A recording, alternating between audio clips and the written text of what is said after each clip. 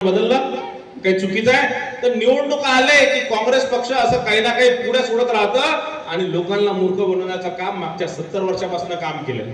आता मागच्या विधानसभेच्या निवडणुकीत आपलेच काही लोक गद्दारी करून काही लोक तिकडे गेले आणि त्यांच्या चुकीमुळे, मी गद्दारी म्हणणार नाही पण चूक म्हणणार, त्यांच्या चुकीमुळे अविनाश भाऊ फक्त 208 मतांनी हरला आणि 208 मध्ये निवडून येणारा नाना पटोले आज छाती ठोकून इथे फिरत आहे की मी काही विकास काम 5 वर्ष केले नाही, मी 25 वर्षापासून 30 वर्षापासून या भागाचं राजकारण करतो, पण इथचे लोक जोपर्यंत मागासलेले आहे, जोपर्यंत कमी शिकलेले आहे, जोपर्यंत यांना हे अशा अफवांमध्ये जोपर्यंत जातील तोपर्यंत मी ते राज्य करणार। मागच्या त्याच्या पहिल्या वर्षी मी 5000 मतांनी पडलो, त्याविषयी सांगितलं, माझ्यावर आरोप केले, निवडणुकीच्या 3 दिवसाआधी केली, मारामारी केली, असं झाला, गुंडा अमका ढमका सगळं सांगितलं, तुमची दिशाभूल केली, तुम्ही हे झाले आणि 5 वर्ष तुम्ही परत मागे गेले। आणि आता या विधानसभेच्या निवडणुकीमध्ये फक्त 208 मतांनी जर प्रत्येक बूथवर जर एक मत जर वाढलं असतं ना, फक्त एकच मत, तरी अविनाश भाऊ निवडून आले असते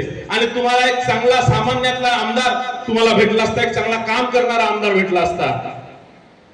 पण कुठेतरी पोस्टल बॅलेटवर निवडून येणार आहे, आज छाती ठोकून इथे फिरत आहे की आम्ही कोणताही विकास काम केलं नाही तरी चालणार।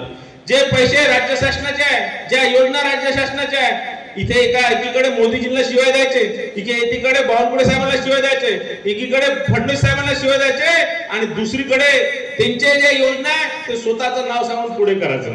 इकडे सांगायचं की फडणवीस साहेबांसोबत माझे चांगले संबंध आहे म्हणून इथे मला फंड भेटला, यांना 1 रुपयाचा फंड देणार नाही आहे। हा फंड संपूर्ण राज्य शासनाचा आहे, केंद्र सरकारचा आहे। घरकुलची योजना केंद्र सरकारची आहे, मोदीजींनी दिलेली योजना आहे। आता जो पट्ट्याचा योजना आहे बावनकुळे साहेबांची आहे। या शहरामध्ये जे तलावाचा विकास झाला तो माननीय फडणवीस साहेबांनी केलेला आहे आणि हे सगळे कामं करत असताना नुसतं श्रेय घेण्याचं काम सन्माननीय करतात आणि म्हणून या लोकांना कुठेतरी त्यांची जागा दाखवायची आहे।